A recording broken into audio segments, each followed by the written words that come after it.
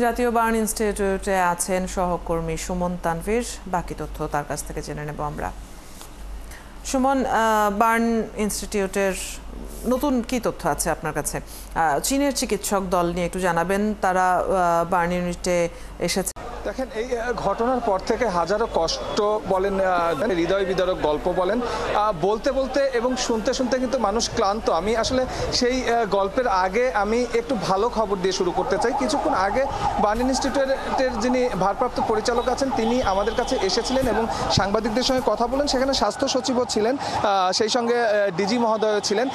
ভালো সংবাদটি যেটি তিনি দিচ্ছিলেন, আপনি জানেন যে এখন 41 জনের মতো এই বার্ন ইনস্টিটিউটে ভর্তি হয়ে চিকিৎসা নিচ্ছেন এবং সবচেয়ে ভালো খবর হচ্ছে এই 41 জনের ভিতরে 15 জন কিন্তু সম্পূর্ণ সুস্থ না, বাসায় যাওয়ার মতো আসলে সুস্থ অবস্থায় তাদের শারীরিক অবস্থা চলে এসেছে। তবে আসলে বিশেষ কারণে আরেকটু স্টেবল করার কারণে তারা যেটি বলছিলেন, জানাচ্ছিলেন আমাদের, আগামীকাল এই 15 জনকে হাসপাতাল থেকে আসলে ছুটি দেওয়া হবে। আসলে এই হাসপাতালে যারা ঢুকেছেন, আপনি জানেন যে প্রথম যেদিন 52 জন ভর্তি হয়েছিলেন তারপর থেকে এই পর্যন্ত যারা ছুটি নিয়েছেন তারা আসলে দুনিয়া থেকে ছুটি নিয়েছেন। কেউ এ পর্যন্ত এই হসপিটাল থেকে ছুটি নিয়ে বাসায় যাওয়ার মতো অবস্থায় যেতে পারেননি। এই প্রথম আসলে 15 জন রোগীর শারীরিক অবস্থায় এমন জায়গায় এসে পৌঁছেছে যারা হাসপাতাল থেকে ছুটি নিয়ে আসলে বাসায় যাবেন।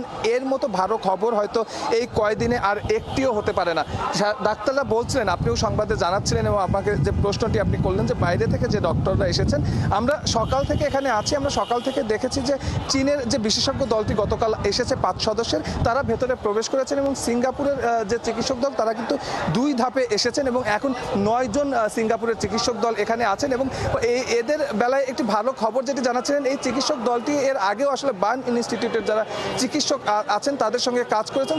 সমন্বয় কিংবা বোঝাপড়ার জায়গাটা কিন্তু তাদের আছে। তবে ভারতের যে চিকিৎসক দলটি এসেছিলেন তারা একদিন এখানে ছিলেন এবং তারা কিন্তু আজকে দেশে চলে গেছেন, এমনটা কিন্তু আমাদেরকে কিছুক্ষণ আগে জানানো হলো। তবে বাইরে যাওয়ার যে বিষয়টি ছিল, যারা আসলে সংকটাপন্ন, অতি ঝুঁকিপূর্ণ যে 6 জন রোগীর কথা বলা হচ্ছে, সেই 6 জন রোগীর শারীরিক অবস্থা আসলে কিছুটা স্থিতিশীল হলে তাদেরকে আসলে বাইরে নেওয়ার বিষয়ে আসলে যারা হসপিটাল কর্তৃপক্ষ আছে তারা সিদ্ধান্ত নেবেন। সুমন, আপনি সেখানে খবর রাখছেন, নিশ্চয়ই নতুন কোনো তথ্য পাওয়া গেলে আপনার মাধ্যমে আমাদের দর্শকরাও জানতে পারবে। দর্শক, বার্ন ইউনিটের খবর নিয়ে সহকর্মী সুমন তানভীর যুক্ত ছিলেন এতক্ষণ।